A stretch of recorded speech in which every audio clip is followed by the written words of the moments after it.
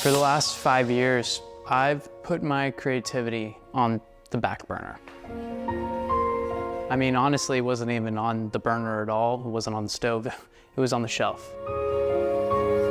I've helped to build a business that now has 57 people on payroll. I got married. I traveled internationally, I think over 25 weeks total, and I had my first kid. Every now and then, between all of that, I spend a little bit of time painting. I spend a little bit of time writing. I got to make music a little bit. As I got more and more busy, I could feel my creative voice sort of slipping away from me. I felt like the part of me that yearned for purpose, the part of me that needed to create, that needed to get my hands dirty, that needed to express myself, was slowly fading away. If you decide you want to be in the creative arts, it's a war. And you're going to have to fight this dragon every morning that you wake up. This dragon of self-sabotage, self-doubt, and all that kind of thing. Every time that I went to go create, there was this voice inside of me that said, there's something better to do. There's something more important to do. There's something that you need to do.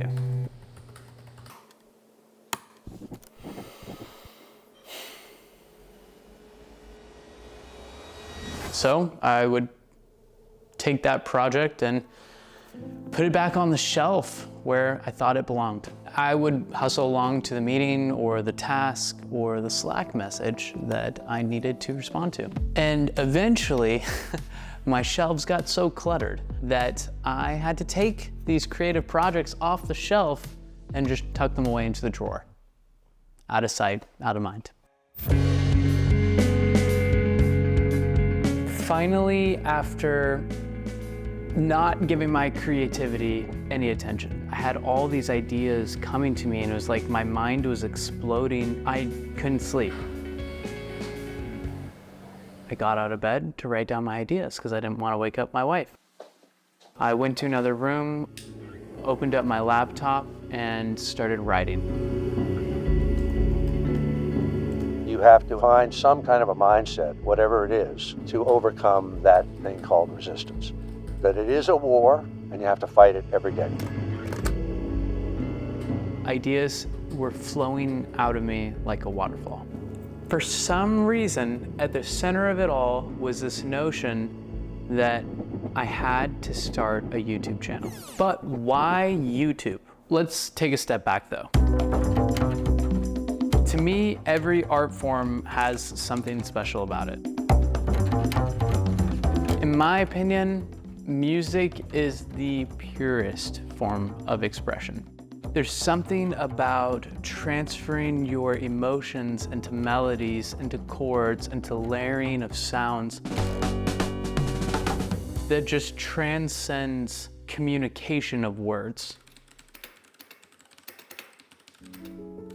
With writing, it's like you get to invite your reader into a space of pure intimacy, one where you're sharing your innermost thoughts and feelings. It's really like a conversation more than any other art form. But the beautiful thing about writing is that when you communicate that which is most personal to you, you actually affirm the universal experience that others have. That right there is why resistance tries to stifle your creativity in your writing. Painting is the only medium that isn't time-bound. I mean, with writing, you have to consume the whole book in order to understand the story. With music, you have to listen to the whole song in order to have that holistic perception on it. But with art, you can have that realization. You can have that epiphany, that understanding, that emotional transference between the artist and the collector or the consumer in a matter of milliseconds. And that is magic. But video is the culmination of all of these things where I can express the many facets of myself. And well, YouTube, it's the best place for videos. So remember how all these thoughts came as a result of my mind going crazy because I couldn't create, or I didn't make time for myself to create? Well, once I got them all out, I slept like a baby. I was confident in this new direction for my life. Then I woke up. I encountered my first dragon along the way, self-doubt. Who am I to start a YouTube channel? I am only 25 years old. Don't have that much life experience. I don't have enough time. I have so many other things that I could do with my time, that I should do with my time. And what if I run out of ideas, or even worse, I make videos that I'm not proud of? I'm the chief marketing officer and co-owner of an art school. I have to make videos that are good, or it could hurt business. Speaking of business, I remembered that my business is in the middle of the biggest transition it has ever made in its entire history. After spending over $1 million on developing an app, we decided to call it quits. We were doing a rebrand and moving our entire business from that old app onto an entirely new platform. I'm one of the few people responsible to make sure that this transition happens smoothly. But in the midst of all of this, I wanted to start a YouTube channel. For the last 3 years, I've been subscribed to this YouTuber named Ali Abdaal. He is now the world's most followed productivity expert. To top it off, he also runs his own business where he sells a course called the Part-Time YouTuber Academy.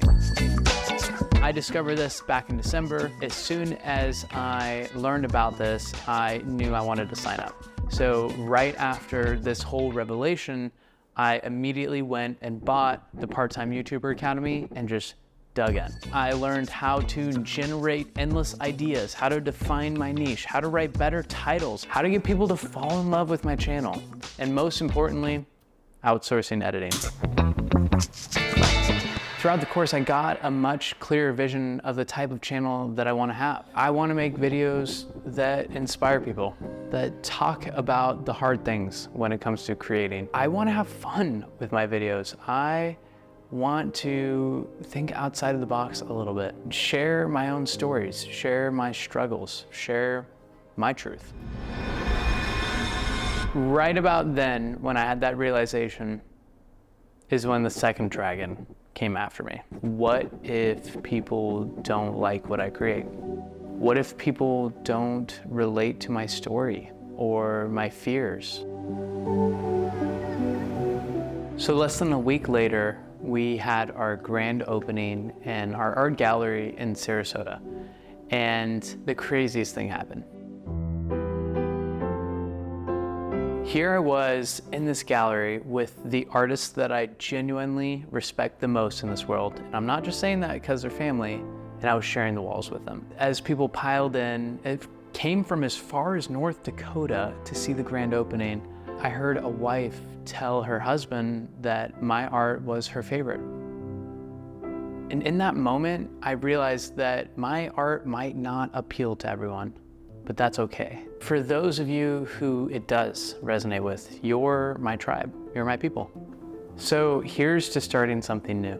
Here's to slaying resistance, to battling those dragons, to when you're about to go record your first YouTube video and you realize that you didn't shave your neck and you think, oh, maybe I should go back and shave. There's all these little resistances coming up and trying to stop you. Here's to beating that. Here's to not letting those tasks get in the way. Here's to prioritizing your creativity, to pursuing your purpose, to having fun while you do it. Because let's face it, we're only here for a short time, and we should be spending that time doing what we love with the people that we love, creating. So it's time to swallow that lump in your throat. It's just resistance. If you feel like you know a creative person who could benefit from watching this, share this with them. Because you never know when something that you do or share with someone is going to change their life. Okay, that's it. We did it.